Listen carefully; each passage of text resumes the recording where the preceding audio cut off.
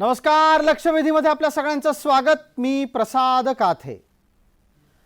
महाराष्ट्रात मराठा आरक्षणाच्या निमित्ताने सुरू असलेल्या आंदोलनात जात पडताळणी आणि जात प्रमाणपत्र या दोन प्रमुख मुद्द्यांचा वारंवार उल्लेख होतोय।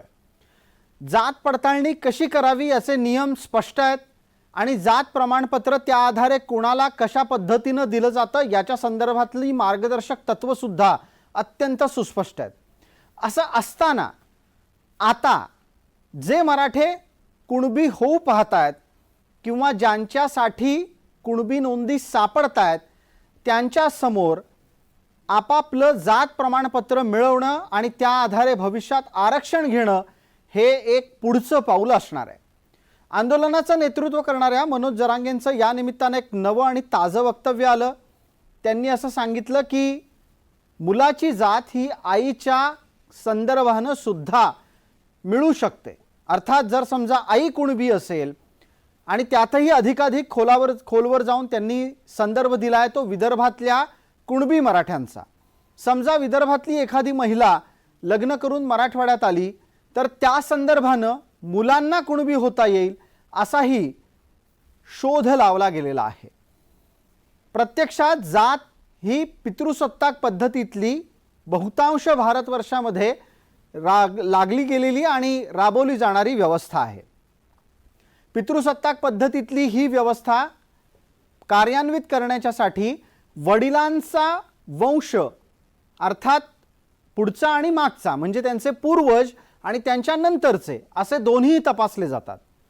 या पद्धतीच्या बाबतीत एकदम विपरीत असं विधान जरांगेंच्याकडून करण्यात आलंय। रक्ताचं नातं तपासणं हाही एक त्यांचा तर्क आहे। जात बदलण्याच्या साठीचा हा सगळा संघर्ष हा निव्वळ आरक्षण मिळवण्यासाठी आहे, कधी लपून नाही राहिलेलं। पण मुळातच आरक्षण हे जाती आधारित आहे आणि त्यासाठी जात बदलण्याच्या साठीचा नवा उपद्व्याप हा ज्या पद्धतीने सांगितला जातोय तो गोंधळ वाढवणार आहे। हा सगळा प्रकार हा आंदोलनाच्या नेत्याकडून व्हावा हे जास्त शोचनीय आहे, म्हणजेच दुःखदायक आहे याच्यासाठी, कारण यामुळे समाजात चुकीचा संकेत जातो आहे। कायदा सगळ्यांसाठी समान आहे याची आठवण प्रत्येकाला असायला हवी आणि त्यामुळे कायद्याची प्रक्रिया राबवली जात असताना जी काही मार्गदर्शक तत्व घालून दिलेली आहेत त्याची अंमलबजावणी होणं स्वाभाविक आहे। मग जात पडताळणी करताना असो किंवा जातीचं प्रमाणपत्र मिळताना असो त्याच नियमांचा आधार घेतला जाणार आहे। असं असताना रक्ताचं नातं आणि आईकडून जात मिळवणं या दोन विधानांमुळे काय स्वरूपाचा संकेत समाजात जातोय, मराठ्यांच्यामध्ये गोंधळ निर्माण होतोय का, हा निर्माण झालेला गोंधळ भविष्यात कोणत्या कारणासाठी कोणाला वापरायचा आहे इथपासून हा गोंधळ घालून नेतृत्वाला मराठ्यांच्या आंदोलनाच्या नेतृत्वाला काय मिळवायचं आहे असे अनंत प्रश्न आहेत। लक्षवेधीत आज त्याची चर्चा, पण तत्पूर्वी आपल्याला एकदा मनोज जरांगेंच्याकडून झालेलं वक्तव्य पाहायचं आहे। मनोज जरांगेंचं हे वक्तव्य अगदी ताजं आहे आणि हे वक्तव्य खास करून महाराष्ट्राच्या मुख्यमंत्र्यांनी विधिमंडळामध्ये मराठा आरक्षणाच्या संदर्भात भूमिका घेतल्याच्या नंतरच आहे। या संदर्भातलं वक्तव्य आधी तपासूयात आणि लगोलग आपण भुजबळांची त्याच्यावरची प्रतिक्रिया पण पाहणार आहोत। छगन भुजबळ आणि मनोज जरांगे यांचे दोन बाईट आता आपल्या समोर येतील, त्यानंतर आपण आपल्या सोबत असलेल्या मान्यवरांपर्यंत चर्चेला पोहोचू।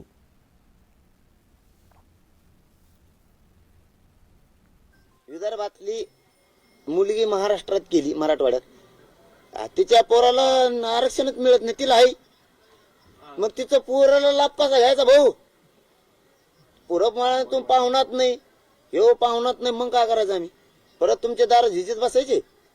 हाच प्रश्न उद्या शेड्यूल कास्टच्या रिझर्वेशन मध्ये, शेड्यूल ट्राईबच्या रिझर्वेशन मध्ये मग काय करणार आपण?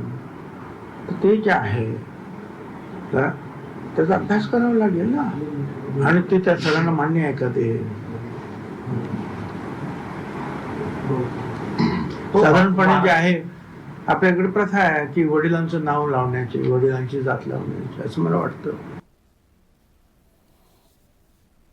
चर्चेसाठी आपण आपल्या मान्यवरांकडे परत येऊयात। त्यांची ओळख आपल्याला पटकन करून देतो। आपल्यासोबत किशोर चव्हाण आहेत, जरांगेंचे समर्थक म्हणून या चर्चेत ते अनेकदा असतात, आपल्याला ते परिचित आहेत। त्याचबरोबर आपल्यासोबत श्रावण डेवरे आहेत. प्राध्यापक श्रावण डेवरे हे ओबीसीचे नेते म्हणून आपल्याला परिचित आहेत. दिलीप पाटील मराठा समन्वयक या नात्यानं या चर्चेमध्ये आहेत. सर्व मान्यवरांचं चर्चेमध्ये स्वागत. मला पहिला प्रश्न या चर्चेतला पटकन आधी दिलीप पाटील यांना विचारायचा आहे. दिलीपराव, माझा आवाज नीट पोहोचत असेल तुमचा माईक सुरू करा आणि आता माझ्या प्रश्नाचं उत्तर द्या.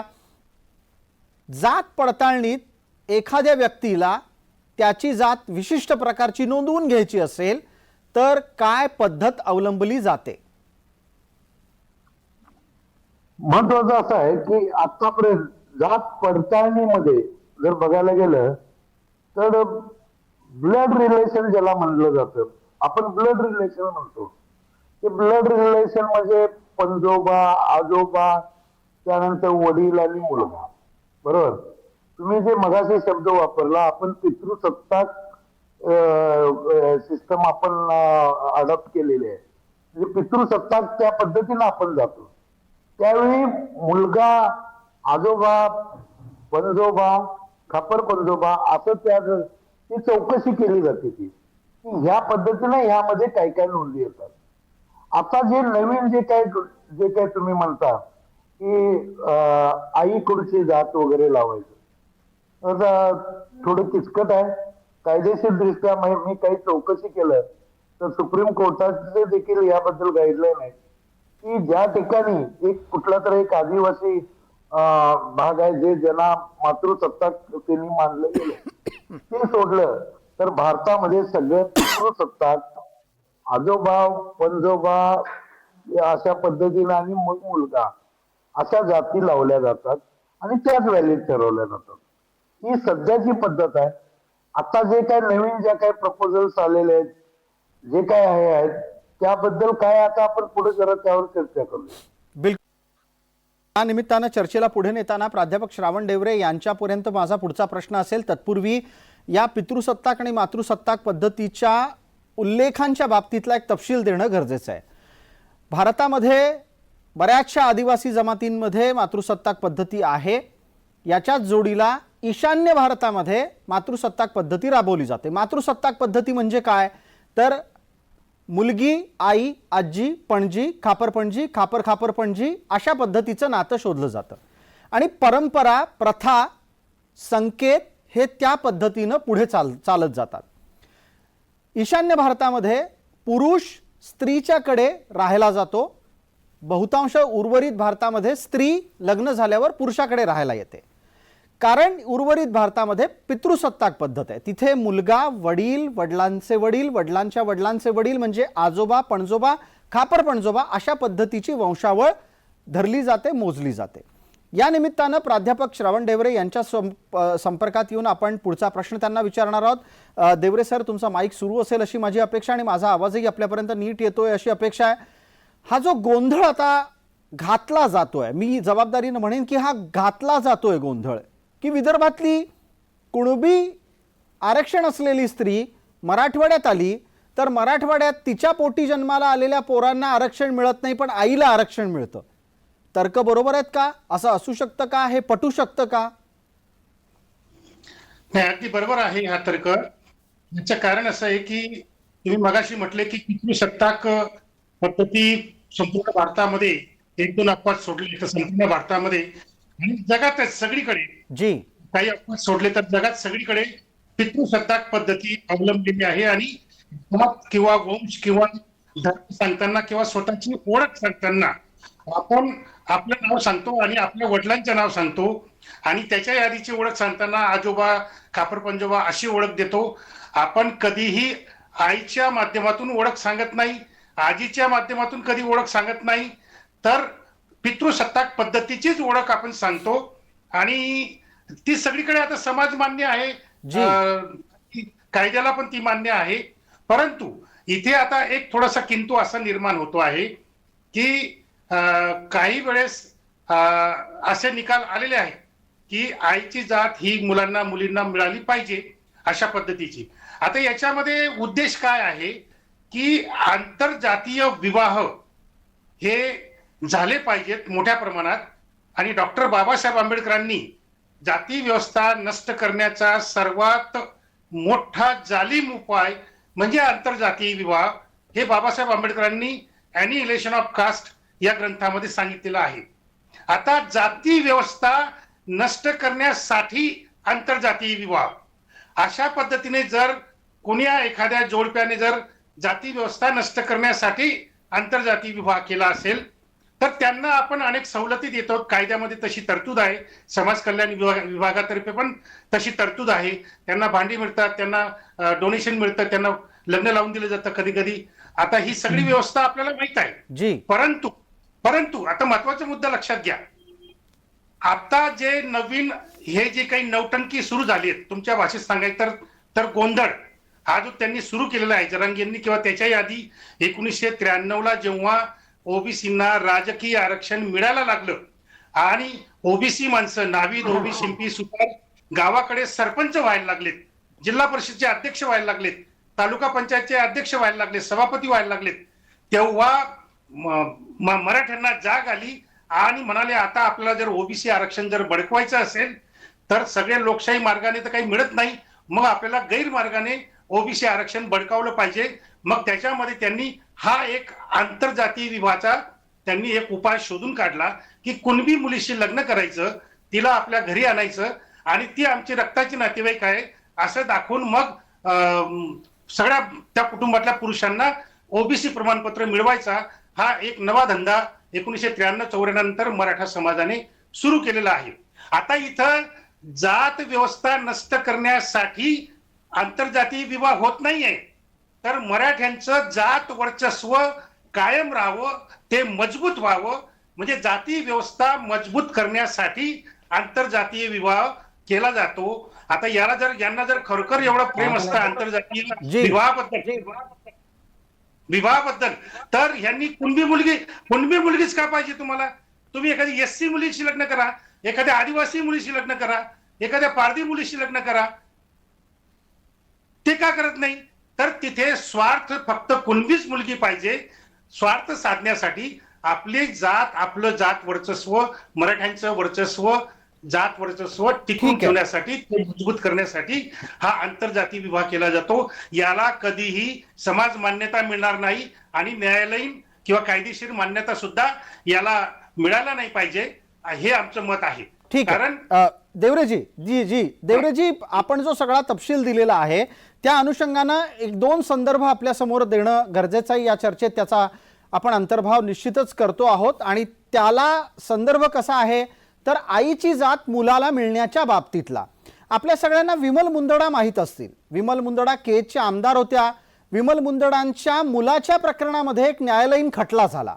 त्या न्यायालयीन खटल्यामध्ये विमल मुंदडांच्या मुलाला आईची जात मिळाली, ती न्यायालयातून मिळाली. पण त्यासाठी विमल मुंदडांच्या मुलाला न्यायालयात हे सांगावं लागलं की माझ्या आईला मुंदडांच्या घरामध्ये स्वीकारलं गेलं नाही. परिणाम स्वरूप विमलताई यांच्या माहेरच्या जातीच्या प्रथा परंपरा कायम आहेत आणि त्या पालन करण्यासाठी आईची जात मिळावी, हा संदर्भ होता न्यायालयातला. त्या आधारे विमल मुंदडांच्या मुलाला आईची जात मिळाली. पण असं सरसकट होत नाही. आणि देवरेजी, आपल्यालाही हे आठवत असेल की भले कुणबी मुलगी घरी करून आणली तरी बऱ्याचदा काय होतं, कुणबी आरक्षण पडलं की तिला पुढं केलं जातं, तिला उभं करून तेवढ्यापुरतं सत्तेतलं पद मिळवलं जातं. ज्या वेळेला कुणबी आरक्षण निघून जाईल तेव्हा परत मग नेहमीचीच व्यवस्था, नेहमीची पुरुष मंडळी सत्तेची निवडणुकीची लढाई लढताना दिसतात. थोडक्यात काय तर आईची जात ही मुलाला इतक्या सहजी मिळत नाही, ती वडिलांचीच मिळते. अर्थात जाता जाता एक संदर्भ देवरेजी आपल्याला आवर्जून देतो, अनहिलेशन ऑफ कास्ट, म्हणजे जात निर्मूलनाच्यासाठी आंबेडकरांनी जो मार्ग सांगितला आहे आंतरजातीय विवाह करण्याचा, प्रत्यक्षात ब्राह्मणांइतकी आंतरजातीय आणि आंतरधर्मीय विवाह इतर कुठल्याच जातीत झालेले नाही आहेत, हेही इथे नोंदवावं लागेल. आपल्याला पटकन चर्चेला पुढे न्यायचं आहे. आपल्यासोबत किशोर चव्हाण आहेत. किशोरजी, दोन मान्यवरांनी आपल्यासमोर मतं मांडली, काही कायदेशीर संदर्भ मी पण दिले. आपल्याला आता बोलण्याचा पूर्ण वेळ देतो, पूर्ण 1.5 मिनिट आपल्यासाठी आहे. किशोरजी, आपण सांगा, ज्या वेळेला विदर्भातली एक कुणबी मुलगी मराठवाड्यातल्या मराठ्याच्या घरी लग्न करून येईल त्यावेळेला तिला आरक्षण असेल, मुलांना आरक्षण नसेल, मग तिच्याकडून मुलांना आरक्षण मिळेल, हा तर्क राबवणार कसा आहात? सर्वप्रथम देवरेजींचं अर्ध वैचारिक पद्धतीने मांडले आणि अर्ध जे विचार होते ते द्वेषातून आले. दुसरं आहे महत्वाचं, जे भुजबळ साहेब बोलले आता, जे त्यांचं मागं स्टेटमेंट आता तुम्ही दाखवलंय, हे कोणत्या दिशेतून कोणत्या दिशेकडे चालले, त्यांची वैचारिक पातळी कुठपर्यंत गेली हे आमच्या निदर्शनात आलं. सर्वात महत्वाचा मुद्दा हा आहे की हा विषय 2016 मी स्वतः घेतला होता. माझा स्वतःचा विषय आहे आणि हा क्रांती मोर्चाच्या 17च्या मोर्चाच्या वेळेस मी स्वतः टाकला होता इथे त्या मागण्यामध्ये. माझ्यासोबत कोंडरेजी होते आणि सगळं त्यांनी सांगितलं की हा नवीन विषय जरा मराठ्यांचं वैचारिक बदल परिपूर्ण झालेला नाहीये. तर ते मी त्यांना म्हटलं होतं, माझा समाज अज्ञानाने मला मारत असेल तर मी मार खाईल, पण ही मागणी आपण पुढे राहू द्या, भविष्यात कामात येईल. आता हे प्रकरण काय झालं, सर्वोच्च न्यायालयाने मराठा आरक्षण नाकारलं. एक लक्षात घ्या, आमची वैचारिक पातळी काय ती तुम्ही लक्षून घ्या, समाजापर्यंत आमची गेलेली आहे. बर, समजा मराठा आरक्षणाचे दरवाजे बंद झाले तर कोणते कोणते मार्ग आहे? एक आईच्या जातीचं, एक मराठवाड्यातील मराठा आरक्षणच आहे. आणि आता हे जे आमचे महाशय बोलले देवरे, मराठ्यांना आरक्षण बिरक्षण घ्यायचं कसं आहे? अहो देवरेजी, तुम्हाला मी निश्चित सांगतो, मराठवाड्यातील मराठी हे पहिल्यापासून आरक्षण होते. 75 वर्षाचं आरक्षण मी कधी ओबीसीचं नाव कधी घेतलं नाही, कारण द्वेष निर्माण होतो. आमच्या लहान भावाला आम्ही दिलेलं आहे, हे लक्षात घ्या. आरक्षणाची एवढी आवड नाही आमची. आमचं म्हणणं काय होतं की आरक्षणाचा एक तंबू, एक मिनिट, आरक्षणाचा एक 50% वाटा आहे मराठवाड्यातील, त्याच्यातले लोक त्याच्यात होते. आपण सोबत घेऊन आरक्षणाची लढाई लढू. आमचं 50 वर्षाचं मराठवाड्याचं आरक्षण आम्ही आमच्या लहान भावाला दिलं आणि तुम्ही दुसरा काय तर्क लावून राहिलंय हे राजकारण आणण्यासाठी. अहो माझी मिसेस उत्तर महाराष्ट्राची आहे, मी मागेही उदाहरण दिलं, आजही सगळ्यांना समाजाला प्रेक्षकांना तुमच्या माध्यमातून माहिती होऊ द्या. माझ्या लहान भावाची मिसेस विदर्भाची आहे. आम्ही कोणत्या ओबीसीचे फायदे घेतले नाही, आमच्या मिसेसने घेतले नाही, नोकरीत बढतीनं घेतले नाही, राजकारणात आमचा काही संबंधच येत नाही. पण वैचारिक पातळी कुठं आहे? आणि मनोज रावनी हा विषय आमच्या माध्यमातून तो घेतलेला आहे. आणि सर्वात महत्वाचं, सर्वात एक अर्धा 30 सेकंद, सर्वोच्च न्यायालयाचा निकाल आहे गुजरात राज्य विरुद्ध भाई नायका, तो निर्णयाची कॉपी माझ्याकडे आहे. त्या कोर्टाने निर्णय दिलेला आहे की आईच्या जातीचं प्रमाणपत्र त्यांना द्या. केरळ राज्य आहे, ह्या भारतातलंच राज्य आहे, केरळ राज्य आहे, केरळ राज्यांनी हा निर्णय घेतलेला आहे. आणि हा महाराष्ट्र पुरोगामी म्हणतो ना, भुजबळ साहेब त्याच्यात कॅबिनेट मंत्री आहे ना. हा मंडल आयोगाचा स्वीकारला आपण पहिल्या वेळेस. मग तुम्ही ज्यावेळेस मंडल आयोगाला स्वीकारता, पुरोगामी म्हणतात, छत्रपती शाहू महाराजांचे असेल, बाबासाहेबांचे विचार असतील, ते अंमलात आणा, निर्णय घ्या आणि आईच्या जातीचे प्रमाणपत्र द्या. त्याच्यात वाईट काय? घटनेच्या प्रमाणे 15 कलम, उपकलम 1, 2 प्रमाणे जात, वंश, लिंग, याच्यात काही भेदभाव करता येत नाही, हे घटनेचेच कलम आहे ना. आणि तुम्ही परी म्हणतात तशी त्यांना देण्यात येऊ नये, ज्यांना घ्यायचं घेतील, नाही तर नाही घेतील. किशोरजी, उदाहरण आता तुम्हीच दिलं ना मुंदळाच्या मुलाचं उदाहरण. जी जी किशोरजी कसं आहे, तुम्ही केरळचं उदाहरण दिलं, तुम्ही गुजरातचं उदाहरण, गुजरातमधल्या एका न्यायालयीन खटल्याचं उदाहरण दिलं. या सगळ्या गोष्टी आहेत ना, त्या सरसकट नाही बघता येणार आपल्याला. आजकाल सगळ्या गोष्टी सरसकट मागायची सवय झाली आहे, पण गुजरातचं उदाहरण आणि केरळचं उदाहरण हे सरसकट असू शकत नाही. दुसरी गोष्ट, दक्षिणेतल्या सुद्धा काही प्रांतामध्ये मातृसत्ताक पद्धत आहे. दक्षिणेतल्या काही ठिकाणी नवरा हा बायकोकडे राहायला जातो, मुलगी म्हणजे बायको ही नवऱ्याच्या घरी येत नाही, हेही आपल्याला लक्षात घेतलं पाहिजे. त्यामुळे प्रत्येक ठिकाणच्या भौगोलिक, सामाजिक प्रथा परंपरा आहेत. मराठवाड्यात असं होत असेल असं मला वाटत नाही की पुरुष स्त्रीकडे राहायला जात असतील, तिथे स्त्रियाच पुरुषांकडे लग्न करून राहायला येतात. मला मला मला मला जी किशोरजी आपल्याला काही बोलायचं असं दिसतंय. निर्माण करू नका. न्यायालयाचा निर्णय, घटनेचा निर्णय, भेदभाव करता येत नाही. कोर्टात गेलं तर मिळतं ना. मग पुरोगामी सरकार आहे, त्यांनी घ्यावं.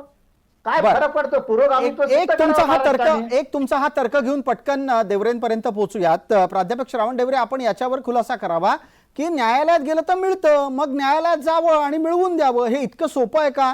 सरसकट मराठ्यांना सरसकट आईची जात द्यावी जर आई कुणबी असेल किंवा जर आईला मागासचं प्रमाणपत्र असेल, असं होऊ शकतं प्राध्यापक देवरे? नाही, सरसकट फायदे उपटायची सवय लागली की मग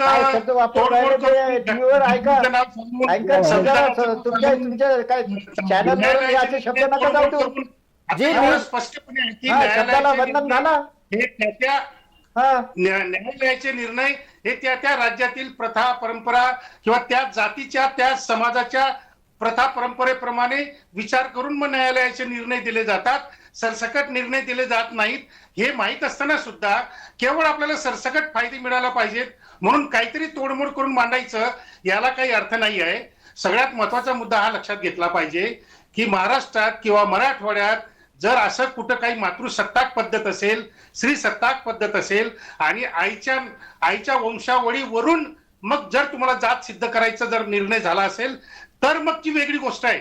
पण आजही महाराष्ट्र सरकारच्या जात वैधता प्रमाणपत्र देणारी जी समिती आहे जी त्या जात वैधता प्रमाणपत्र समितीकडे तुम्ही जा आणि तिथं विचारा की एक तरी असं उदाहरण दाखवा की आईच्या वंशावळीवरून आम्ही जात प्रमाणपत्र देतो असं जर तुम्ही विचारलं तर महाराष्ट्रातली कुठलीही जात वैधता प्रमाणपत्र देणारी समिती तुम्हाला अगदी निक्षुल सांगेल, ऑन पेपर ऑन रेकॉर्ड सांगेल की महाराष्ट्रामध्ये ही पद्धत अवलंबली जात नाही आणि जोपर्यंत काही नवीन निर्णय येत नाही तोपर्यंत ही वंशावळ पद्धत जी आहे ती पितृसत्ताकच राहील हे एवढं अगदी स्पष्टपणे आहे. ठीक आहे. परंतु दिलीप पाटील जी दिलीप पाटलांपर्यंत पोहोचायचं आहे. दिलीप पाटील, आपण या चर्चेत मतप्रदर्शन करू पाहत होतात असं मला लक्षात आलं. तुमचा हात मध्ये वर झाला होता. मी त्या अनुषंगाने आपल्याला संधी देईनच, पण याही मुद्द्यावर तुम्ही निश्चित बोला की आईची जात मुलाला देणं हे मागावं तितकं सोपं आणि म्हणावं तितकं करायला अवघड आहे का? पहिल्यांदा 2 मिनिटं एक लक्षात घ्या. देवरे साहेबांच्या काही गोष्टी ज्या आहेत ते आमचे किशोर चव्हाण म्हटल्यासारखं आतमध्ये जे जे लँग्वेज वापरतात आज नाही गेले कित्येक दिवस एक द्वेष मनाचं असल्यासारखं वापरतात आणि जी भाषा मागापासून वापरलाय. मी देवरे साहेबांना विचारतो, जर का तुम्हाला एवढं जर का तुम्ही सांगता आंतरजातीय व्यवहार आणि याबद्दल तुम्ही बोलताय, ओबीसी मधले किती लोक बाकीच्या लोकांशी आंतरजातीय व्यवहार करतात हो? ओबीसी मध्ये ज्या काही 380 जाती त्यात किती तुम्ही 380 जातीत तुम्ही आंतरजातीय व्यवहार करता? त्याबद्दल बोला ना. तुम्ही मराठ्यांच्या बद्दल बोलताना एक मनात काय तर तुमच्या मळमळ असते आणि मळमळ बाहेर काढू नका. एक लक्षात घ्या, आपण समाजाला दिशा देणारे लोक आहोत.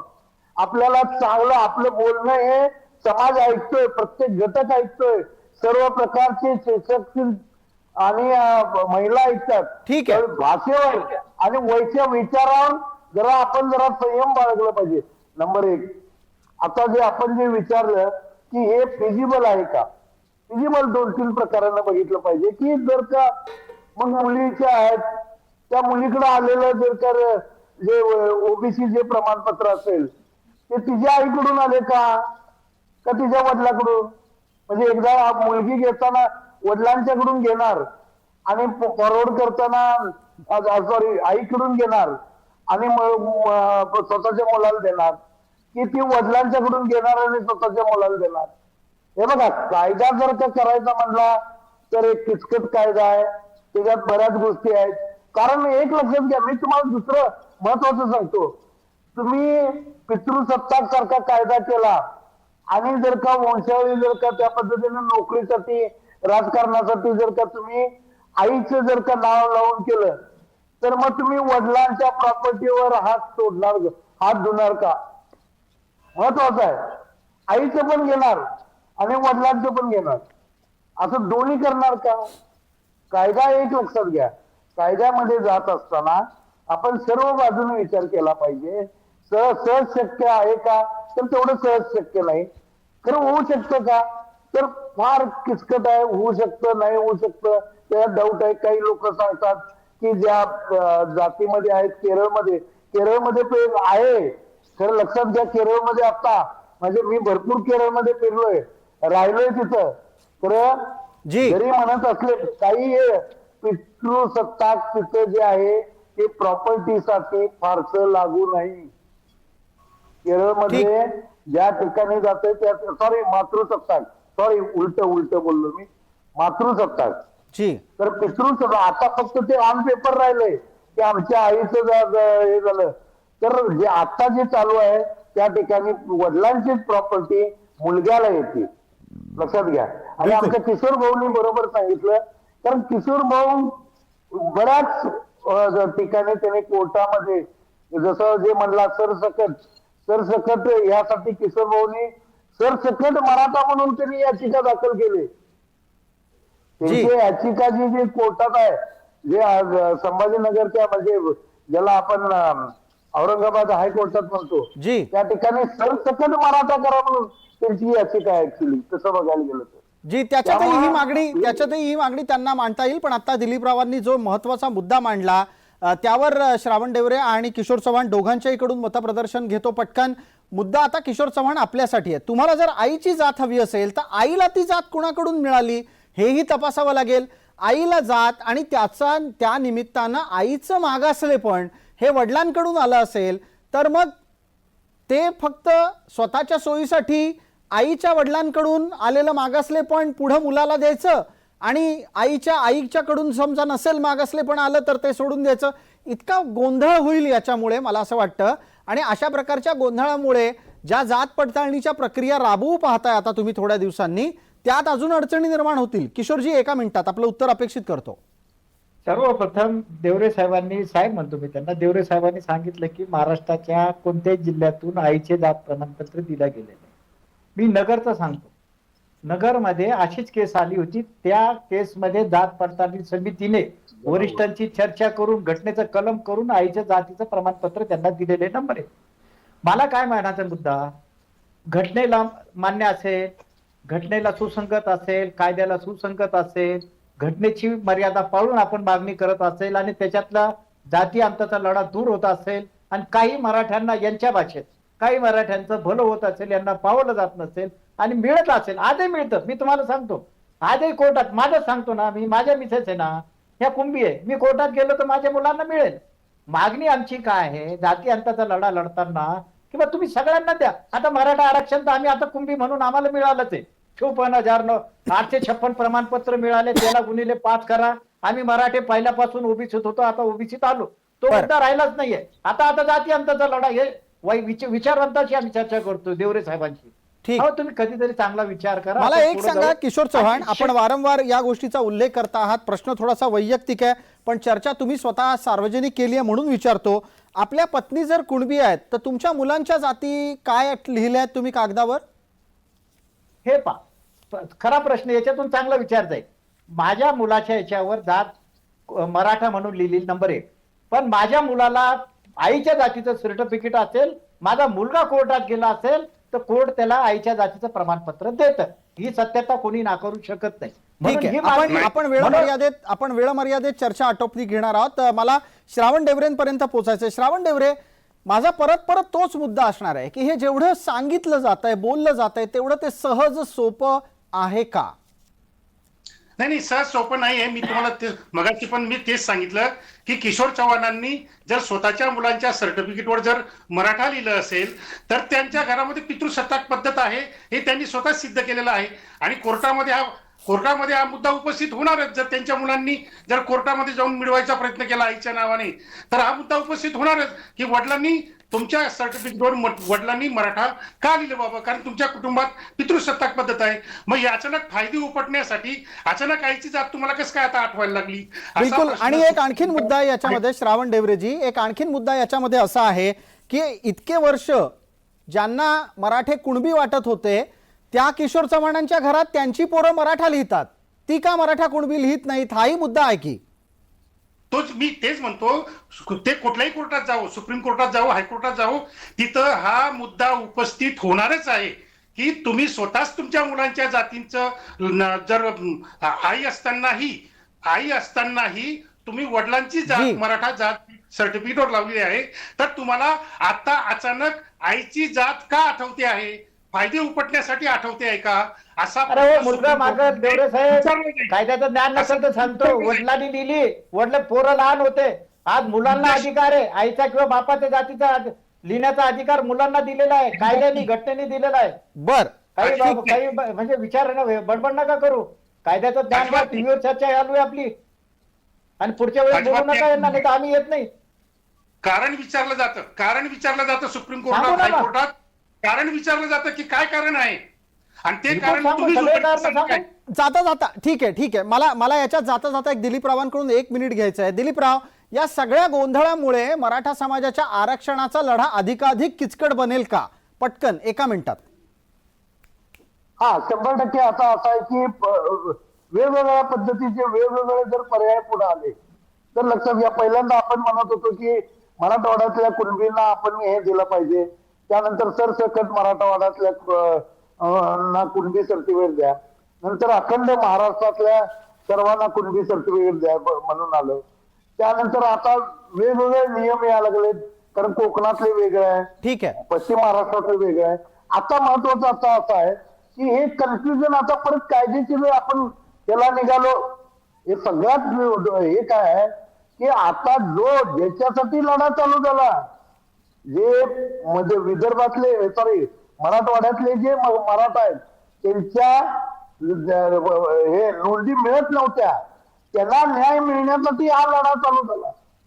आणि तिथं जर बघितलं तर 25 आणि 28,000 फक्त नोंदी मिळाल्यात. म्हणजे तिथल्या मराठ्यांना जो न्याय पाहिजे, पहिल्यांदा तो मागास आहे, त्याला गरज आहे, तिथं आवर्षण आहे, तिथं प्रॉब्लेम आहे, गरिबी तिथं आहे. आणि जर का त्या ठिकाणी तेच जर बाजूला पडले तर मग मात्र आपल्याला एक गोष्ट विचार करायला पाहिजे की आपण लढा जो बेसिक ज्यासाठी केला तोच लढा आपण वेगवेगळं आणि आपण निघालो तिसरीकडं मातृसत्ताक पितृसत्ताक आणि जी. मग प्रत्येक जण कोर्टात जाणार. अहो कुठे निघालाय? म्हणजे काय नेतृत्वाने किंवा नेतृत्वाने म्हणण्यापेक्षा मी नेतृत्वाबरोबरचे जे सल्लागार आहेत त्यांनी एक विचार करायला पाहिजे की टप्पे पाहिजेत आपल्याकडं. म्हणजे आपली जी दिशा आहे ती पहिल्यांदा फिक्स करा, गोल फिक्स करा, ठीक. आणि मग गोल नंतर मग ते हे करा. आज काय व्हायला लागले, आज आपल्याकडे चर्चा ही एक चर्चा आहे, 28,000ची एक चर्चा आहे. आता कोण तर म्हणून आले की फ्री बघा, म्हणजे बिलकुल. जर का बघितलं तर जर का 72,000 नोंदी झाल्या तर त्यांच्या रिलेटिव्ह मधनं काढा. अहो ठरवणार कसं? म्हणजे मी जर माझा अगदी relative- अगदी दिलीपराव वेळेची मर्यादा आहे, पण तुम्ही अत्यंत महत्वाचा मुद्दा मांडलात की आपण निघालो कुठे होतो आणि चाललोय कुठे, हे मराठा आंदोलकांच्या समन्वयकांनी तपासणं गरजेचं आहे. मराठा आंदोलनाच्या समन्वयकांकडून ही अपेक्षा निश्चितच असेल की आपल्या नेतृत्वाची दिशा निश्चित आहे की नाही याबाबतचे स्वतःला खुलासे असले पाहिजेत. तुर्तास आपण सर्व मान्यवर या चर्चेत सहभागी झालात त्याबद्दल आपले मनपूर्वक आभार. लक्षवेधीच्या या चर्चेत तुर्तास इतकंच. सर्व प्रेक्षकांना जय महाराष्ट्र.